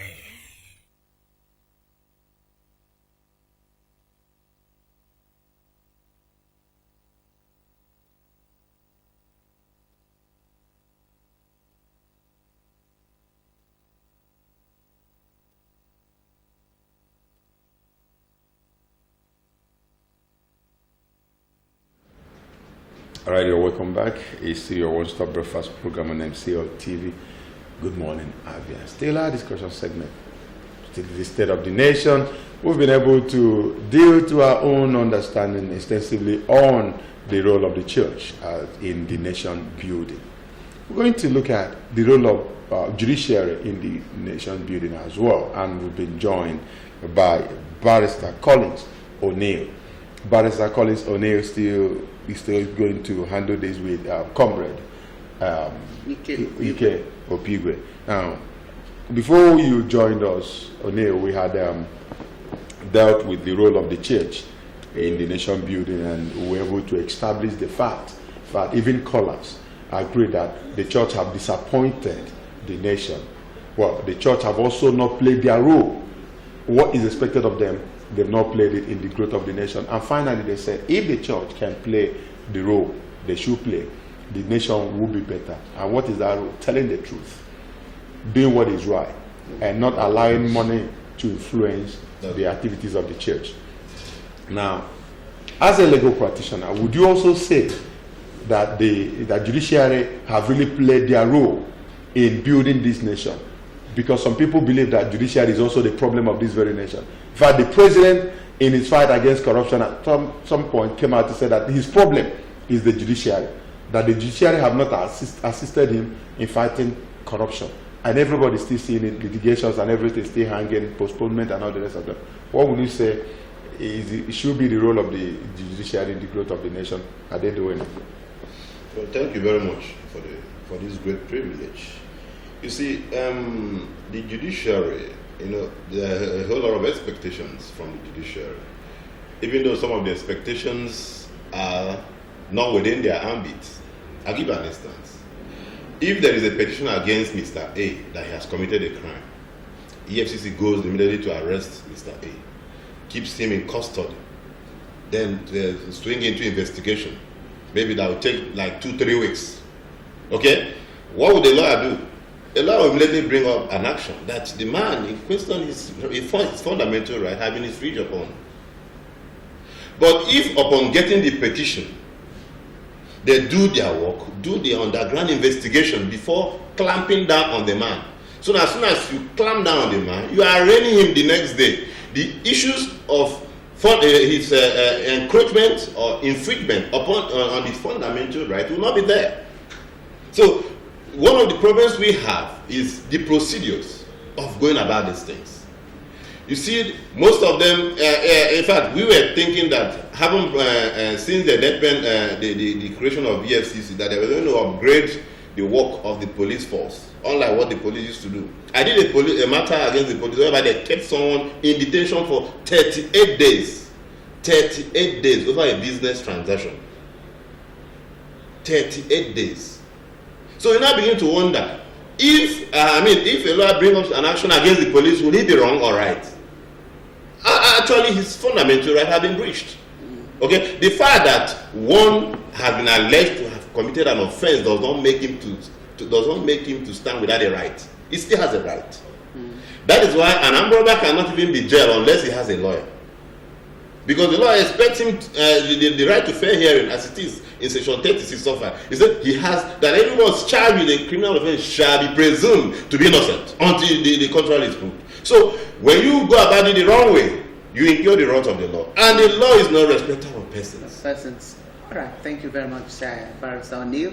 Let me come to you, Comrade Opigwe. Do you have any contrary view to what he has said, or have anything to add to what he has just said? Yes, what I will say is that the judiciary as an arm of government have not been doing what is expected of them. That's number one. Number two, when Buhari, after getting office, he went to Ethiopia addressing the Nigerians in Ethiopia, that said that the judiciary is the most headache he has in fighting this thing against corruption. Let me say this, even with the report of the UN Office of Drug and the Crime, collaborated with the National Bureau of Statistics, that labeled the judiciary the second most bribe taker in the country after police. Is still standing there. When Soji, the spokesperson of NJC, was struggling and laboring to just dispute it, he couldn't do anything about it because of the corruption that is instituted in the judiciary, which is an arm of government that should rise up to put checks and balances on the way. They are not doing what they are supposed to. Let me refer back to Kayode Edo, the respected Supreme Court judge. Before he died in he said that billionaire judges are rising up. That is not good for the country. If not properly crocheted, that it will crush the country. That the money they made in tribunal from 2003 to 2007 is still a very big problem to the country. The problem was not solved, neither was it investigated. The man gave up and he did what? And died. Let me also say this. Former CJN, Mahmoud Mohammed, he made it clear in 2016 that most judges are selling judgment for money. That is not good for this country. Before Aloma Miriam just left as a CJN, he made deep insights on the corruption going on, whereby judges are there dispensing judgment to the highest bidder. Is it doubt of the former NBA chairman who said that justice are being sold on daily basis, and that is being sold even as we are talking now? While Salam, the former Pay Court judge, lamented that judges should stop selling justice to the highest bidder. Based on all this, the judgment that have been charged accordingly, and they are taking this money in the name of corruption. How can judiciary be the last hope of the common man? All right, how can judiciary be the last hope of the common man? You said, now I'm coming back to you, Barrister Collins. Now let's look at it from this other point, and you're going to bring up your own argument or whatever it is that you have to say against what he has just said. Judiciary is supposed to be the hope of the common man. The church is also supposed to be the hope conscience of the people, the conscience of the people. In fact, the people that should hold the Father Obama did call say that the church then was actually addressing the conscience of the people. Now the judiciary here should be the last hope of the common man. If these two institutions that should hold the pillars of government of any nation is so shaky as we have it in this nation today, where is our hope? I want you to answer this and also reconcile what he has just said. Yes. Okay. Constitutionally, the legislature, if you look at section 4 of the 1999 Constitution, the legislature is empowered to make laws for the country. Okay. Then section 5 talks about the executive powers of the country being rested on the president, the governors. Then section 6 talks about the judicial powers. But when you look at these things, okay, the judiciary cannot checkmate the legislature. It cannot, it can only checkmate the legislature to some point, but cannot even checkmate the executive in any way. I'll give an instance. If the legislature, if the executive goes in excess of its power, can the judiciary say, you can't do this? No. It is the legislature that will say, look, we are going to impeach you, threaten the executive with impeachment. It's not within the purview of the judiciary to so do. Unless where there is a clash between the executive and the legislature, the court will now come in to resolve the matter.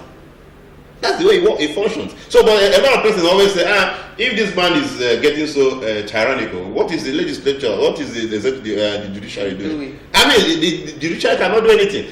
Think of it. Even the policemen, the orderlies that guards these judges are being given by the executive. I hope you know that. I take his argument. I'll come to that. Go ahead. So, in response to the issues he has raised, you see, what do you call it? An allegation remains an allegation, not until it is proven otherwise. Tested. It must be tested, or the files of cross-examination.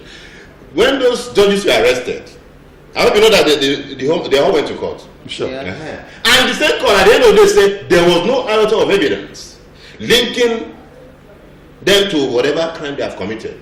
You see, I talked about procedure. If you say this man has so amount of money in keeping in his house, there are procedures. You get a warrant, a search warrant, okay? And the law says by the time you get to the person's house, you submit yourself to him to conduct the first search or searching you to ensure that you are not carrying anything incriminating, because the law does not see the security man as a saint or as an angel. So the moment that protocol of you submitting yourself to the person you want to search to check you thoroughly to ensure that you do not have anything incriminating, and you went ahead to do the search, you're on your own. You're on a frolic. That's the law. Okay. O'Neil, I want to put out okay. something before he goes on. You said that the legislature. Let me exactly what the legislature cannot legislate on the executive. The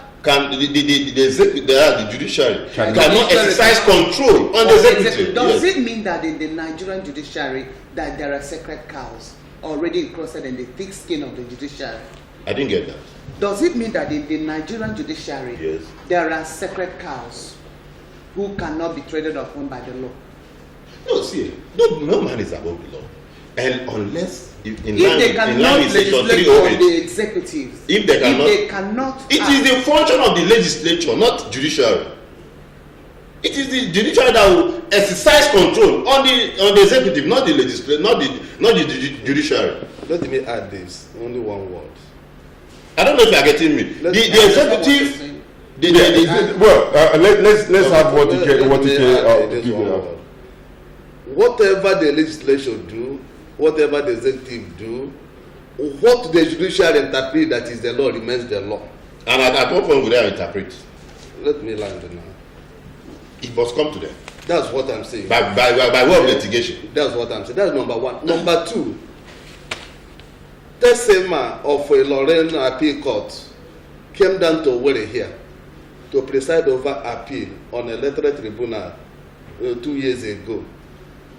The NJC, after somebody have written to them, find out that he was demanding 200 million from somebody to give justice, the highest bidder carries it.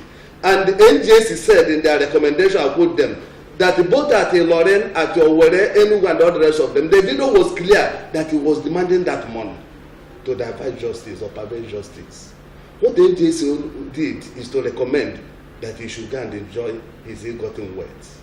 In US, let me tell you, Mike Sivila, a district court judge, in 2014, for only demanding a kickback like Tesima did, he was jailed for 28 good years. Where we have strong institutions that maintain issues, that act as the conscience of the people.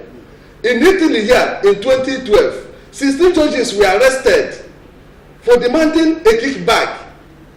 8 of them were jail term of between 4, 6, and 8 years. The evidence is there. How many judges that you have gotten in this issue have been jailed in this country? Now let me you answer that. You answer that. The law, the queen there, had the eyes covered. All right. How do people put it? The law. Okay, Lady Justice. The Lady Justice. That's what I'm saying. The lady had the eyes covered. Okay. Now, viewers, the line is still open. You have to be part of this very discussion. It's very interesting, and I want you to tell us your name. Well, good enough. We want to hear from lawyers out there. We want to hear what you have to say concerning the judiciary, their role in the nation building. Now, the Lady Justice had the eyes covered. Doesn't see anybody, so doesn't really care who you are. Yeah. Once justice is meted out on everybody. So, yeah. But Cynthia did ask a question: do we have sacred cows? Let me give you this. New Telegraph this morning on Mabu says, when men are pure, laws are useless. When men are corrupt, laws are broken. Is that true? Well, it's an opinion. It's an opinion. As a lawyer. So let me tell you something. You see, within the reign of Magu, okay, he dismissed 15 justices and sent about 3 for trial. That's the police should get them arrested and try them. Within his time, he dismissed 15 justices. You see, the legal body has a regulatory mechanism. The only thing is that the way they handle it is in such a way that the public may not really know about it because they are trying to protect the sanctity, of the inner chambers. All right, let's take this call. Hello, good morning. Good morning, Roger. Good morning and welcome to the program. My name is Jude. I'm calling from Abia. All right, Jude, it's good to hear your voice this morning. How are you? Same to you, my Same brother. to you. Go ahead and you've been listening. I must commend Okibe. I'm so happy to see him on FBO this morning and looking at facts and figures to us this morning. And I don't think the lawyer in the house has got answers to all the programs he has put forward this morning. I think the problem I think that judges are appointed from amongst lawyers, and lawyers who have to have served for 10 years at the bar before becoming the judge. And from experiences, with lawyers, I mean, with education, it's like, everything gonna go out. So if you've got a bad lawyer and you make him a judge, definitely he's going to be a bad judge. If you have a lawyer who is the truth and tries to lie, or take cases, or ask for adjournment, and who doesn't want justice done, because he's representing a client, definitely when you become a judge, you want to be taking money and then spend justice. There's no concern the fact that judges share justice in this country. And it's not just enough for any judges to be judge. I know it's difficult for judges to try and hear their cases, but Nigeria wants to see that happen in this country. If a judge is found wanting, that is the right justice, fair justice. It should be not justice, but it should be tried in a court of law and given clear sentences in a local and test what is at the sentence to prison or to sea for committing some minor crime. So, whether we get that done in this country is better for all of us and for more people in this country who vote on judges as the last habitat of justice in this country. Justice should not be sold, justice belongs to God. And so we must spend wisely. All right, thank you very much, Judu Dachara, Thank you very much. for calling. We do appreciate you. Now, you were saying you are trying to, exonerate or even put it the way it should be. We're coming from the point of a lawyer. Now, because of time, we don't have so much time. I'll have 2 points to make. Yeah, 2 points to make. And make those 2 points and answer this question, the last one. Go ahead. What's the last question? No, finish the 2 points. Okay. See, if you look at, you're looking at the role of the judiciary in respect to the state of the nation. If you look at section 49 of the 1999 Constitution, that's chapter 2. It says the federal government, the Federal Republic of Nigeria shall be a state based on the principles of democracy and social justice. If you look at A and B, it says sovereignty belongs to the people of Nigeria, from whom government through this constitution derives its powers and authority. B, it says the security, that's the emphasis, the security and welfare of the people shall be the primary purpose of the government. Primary purpose. You see, when you look at the state of the economy, where there's a whole lot of killing, gruesome murder, okay? Will you not say that the executive have been able to live up to expectation? Okay, just because of time. If you look at section 22, it says the press, the radio, the television, and other agencies of the mass media shall at all times, on the line, be free to uphold the fundamental objective contained in this chapter and uphold the responsibility and accountability of government to the people. That is to say, the press must be allowed to mirror what the government is doing. But in this current dispensation, does the press have a say? Does the press don't have a say? And then there's this man that said, if the press you mean includes the electronic media like television and all the rest of them, they do have a say. You are here seated, talking to the people out there, telling the nation what is right or wrong. We are doing it. Now, it's because we are doing it that you are free to sit here and say anything, and then the people here are response. It's our own duty to get from you to the government and from government to the people. But we are looking at this very arm of the society that upholds, that is said to be the hope of the last person on the street. Let me finally ask you this question. We're going to use it because of time. Before you said, when men are pure, laws are useless. When men are corrupt, laws are broken. Are the laws broken?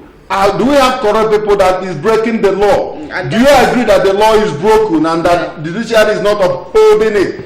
You see, what you might, as a layman, what you might be looking at, just give us a straight answer. Like Gani said, that in the state of lawlessness, it might not be needed. It might not be necessary to be law-abiding. Okay, it's the judiciary. You're looking at. I can tell you that there are ways of handling. There are ways of handling corrupt judges. So you can't just. I would have loved a situation where Obiebe says something before you ask the last question. Let me even say this. We are even going to micro aspect. The micro aspect of it, go to any court now for even to put a stamp on whatever you have, they will charge you money. Go for execution or even of the judgment you have gotten, the registrar will take his own percentage. We are going fine. The judiciary, if time is not taken, the judiciary will delay this particular democracy we have, because thank God you read that sovereignty belongs to the people and they drive the power to the people. It is the same power that a judge of appeal court in Lorraine is charging 200 million to take away the sovereignty to the people. Do you have any evidence? I have given to somebody. Let me land. Let's take this call, gentlemen. Hello, good morning, sir. See, the floor is open to somebody on the line. Hello, sir. Welcome to the program. Yeah, thank you very much. Thank you. Yes. I want to talk especially to the lawyer, young man of 5 years. Yes. I think a part of our problem in Nigeria, the lawyers and the judges and magistrates, especially bring political cases. You will see a lawyer, instead of advising his client on a very unstable case, the lawyer compounds the problem. I will give you an example. I had a case with my party, my political party, or the candidate. I will go for sale in Calabar, and the lawyer will put a case on my behalf in Calabar. You want another case in no wire. The same lawyer will put another case on the same matter. You go to Abuja, some lawyer will say what can happen in Abuja is not possible to happen in Calabar. I go to Abuja and tell another case. And then some of the educators come to an end. 3 years that ended. So this lawyer advise their clients in the proper way, or the judge cannot present so much cost that is put in this case. So that's not in the environment. But the lawyers and the magistrates are not taking law. They are compounding a problem in Nigeria. Thank you.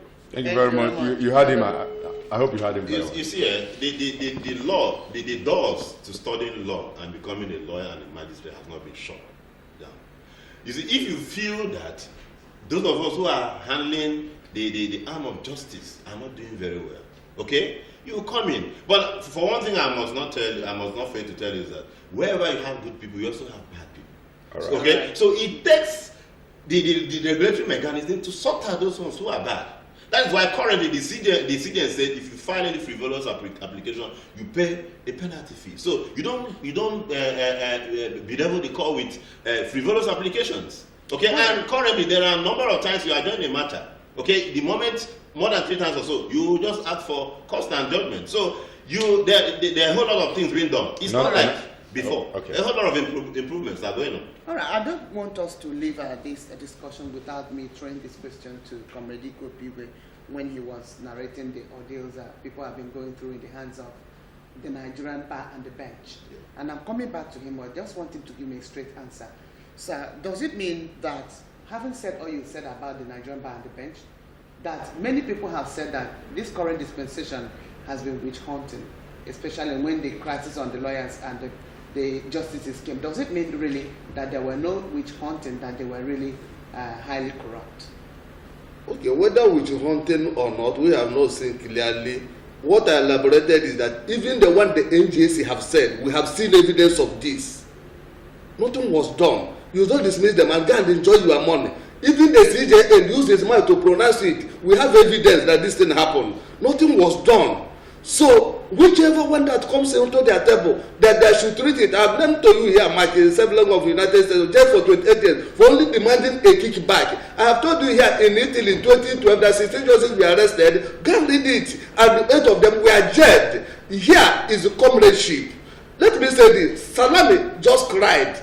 They respected the jury in this country, justice, and said that even retired judges are being used as a conduit pipe to pass bribe to judges to give this thing their own this thing. Is in the net there, is everywhere. And the people in the high caliber in this judiciary, when they start talking, is what you close your mouth on. They are in that particular session. That is their own constituency. Right, so the judiciary should stand up and do what they are supposed to do. If not, they will derail this democracy. Even in the election petition tribunal, most of the cases they have given judgment on. Femi Falana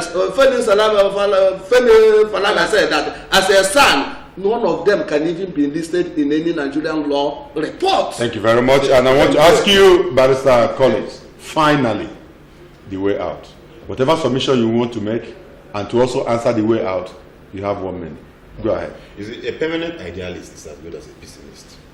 When you have all these things, you don't, or put it the other way, you don't bring down the bridge because you think you have crossed. If Salami thinks he has substantive or substantial evidence, he knows the way to go about it. Because if he leaves it at that, he becomes a permanent idealist who is as good as a pessimist. See, the way out, if I may tell you, is this. Yes, tell us. See, we petition judges or magistrates when they err to NJC, and we follow the petition and make sure that they are brought down. Okay. So if you feel like my former principal, when he appears before a judge, he tells you, look, you know me, I don't give and I don't send you if you collect. I'll make sure you leave. I derope you. So you come up with that kind of if you are known for that, you can't need for yourself that if in any matter you are, if a judge collects, you make sure he pulls him down. A lot of them have, go down. So all right. The last call for today. Hello, good morning. Good morning. Morning, please be fast about it. All right, go ahead. Very fast, please. My brother,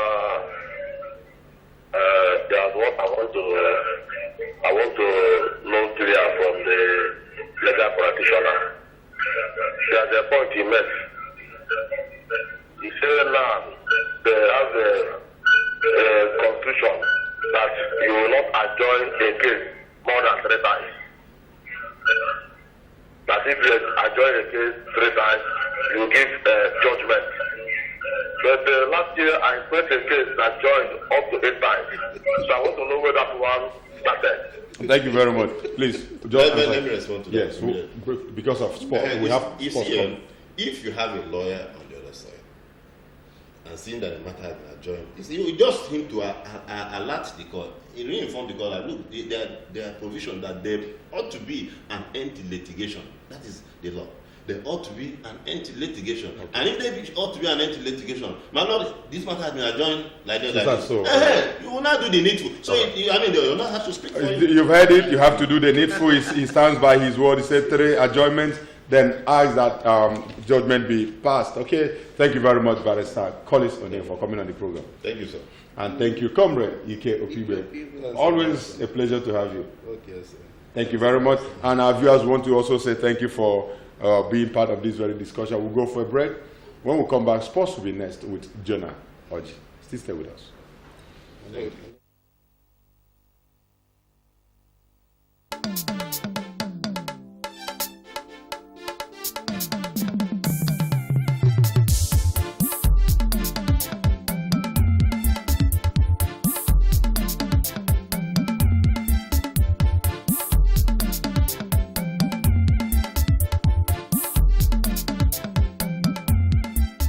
Goodmorning, Abia, your one-stop breakfast show on TV.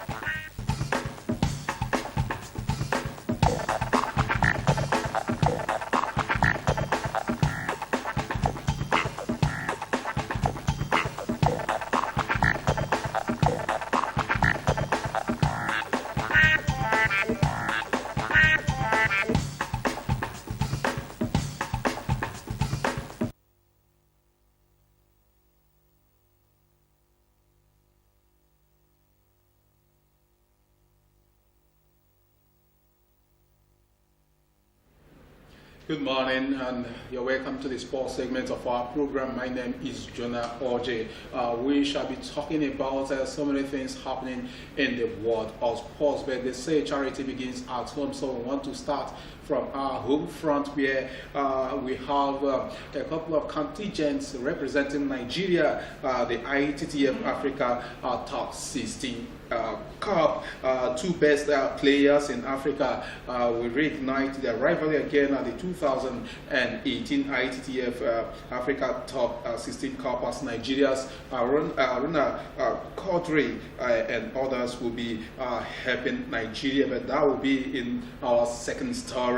We want to start by telling you that Team Nigeria made a high-flying start in their quest the defense of the ITF CAT West and Central African Junior Championship qualifiers in Lome, Togo, with no fewer than 8 of its 12 players advancing to the next stage of the event. While Oyin Lomo Quadri, who is Nigeria's highest ranked junior player, got a bye to the quarterfinal in the girls 16 and under. The trio of Mary Love Edward, Gabriel Friday and Matthew Abamu won their second round matches to also move to the last 8 of the tournament, featuring 12 countries. US returnee Edward played Baraga Atana of Cameroon 6-3, 6-1, and is just 3 wins away from clinching the girls 14 and under crown. While in the boys 16 and under, Friday had a tough encounter with Vince Incha of Benin in a match that lasted about an hour and a half, with scores ending 7-5, 1-6, 6-1 to the Nigerian. On his part, Abamu, whose consistency in the past few years has earned him regular invitations by Nigeria, was on top of his game as he sealed a comfortable 6-1, 6-2 win over Chen Traore of Mali to also keep the dream of landing the top prize in the boys 16 and other category. Isaiah Kubu and Rebecca Ekpenyong also through to the third round in the girls 16 and under. Same for Suleiman Ibrahim and Osman Kushimo, who are slugging it out in the boys 14 and under, as they all backed impressive wins on Tuesday. Nigeria has been dominating the tournament with an enviable record of overall winners in the last 16 editions of the annual regional championship. So we say congratulations to our own contingents who are really representing Nigeria at the ITF CAT Championship, where they are really defeating their opponent to progress to the next round of that competition. All right, we go over to table tennis, where we told you earlier that Rona Quadri and Ansaro are really doing Africans proud at the ITTF 2018 Africa Top 16 Cup. The two best players in Africa will reignite their rivalry again at the 2018 ITTF Africa Top 16 Cup, as Nigeria's Aruna Quadri and Egypt's Omar Ansaro will be aiming for the ITTF World Cup slot in Eastern African nation of Kenya. As the defending champion, Aruna Quadri, who is ranked 20 in the world, will be up against Omar Ansaro, rated 16 at the Epic tournament holding at the Moi International Sports Stadium, Kasarani Indoor Gymnasium in Nairobi. In 2017, it was Quadri who laughed best, beating Omar Ansaro 4-3 at the ITTF Africa Cup held in Agadir, Morocco, to seal the continental ticket to the 2017 World Cup held in Liège, Belgium. So we say that we wish Aruna Quadri best in all that he will be doing during the competition. He has been doing Nigerians proud at various table tennis competitions. All right, we go over to the round leader game, that is football, where Nigeria's female national team, the Super Falcons, have been in Group B of this year's WAFU Women's Cup. They will face Senegal, Benin Republic, and of course Togo in the preliminary rounds. The Super Falcons will have to win the group or come second in order to book a ticket to the semi-finals of the maiden edition of WAFU. Host Ivory Coast are drawn in Group A alongside Ghana, Niger Republic, and of course Burkina Faso. The draw for the 8-team tournament was held in Abidjan. So we wish our own Super Falcons best in all that they will be doing during the waffle competition, the maiden edition. All right, let us now travel to England, where it will be happening today to be a clash of the Titans in the English Carabao Cup semi-final first leg, as Chelsea will be welcoming Arsenal. Two of them will be facing each other. Remember that just last week, Chelsea faced Arsenal, and that game ended on a 2-2 draw in the English Premier League. So two of them will be fighting out against each other today. The time for that match is 9 p.m. Nigerian time. So you do well to tune into that encounter. The two coaches are really talking tough. For Chelsea coach, that is Conte, he is saying that Eden Hazard, who missed the last match, that's the English FA Cup match, will be fit today after that injury he sustained in that game against Arsenal. While Arsenal is still ruining some of the injuries that they have had, a couple of their players, about 8 of them, their first team players, will not be participating in today's Carabao Cup. How is Arsene Wenger going to solve that problem? Well, we will see by 9 p.m. as they fight out against Chelsea. All right, this is how far we can go on our program for today, on our sports segment today. I hand you over to Ojoba and, of course, Cynthia Chim. All right, thank you very much, Jonaoji, for that sports update. Cynthia, that's the much you can take today. Exactly, that's the much from me, Cynthia Chim. I ask you to have a lovely day. Right, from me, Ojoba, I want to thank you for being there. I hope you'll join us again tomorrow, same time, same station. Until then, do have a lovely day. Bye-bye.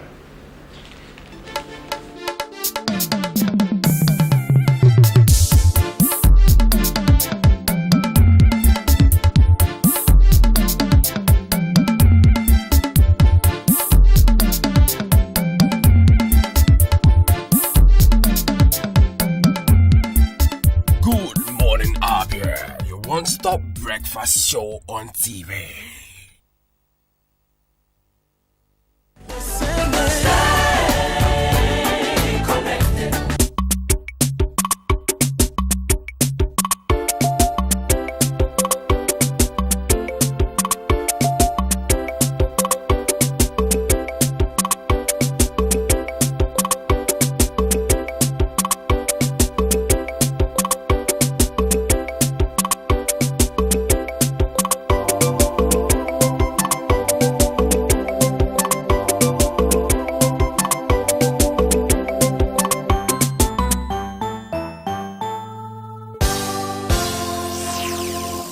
MCL, the word in your home.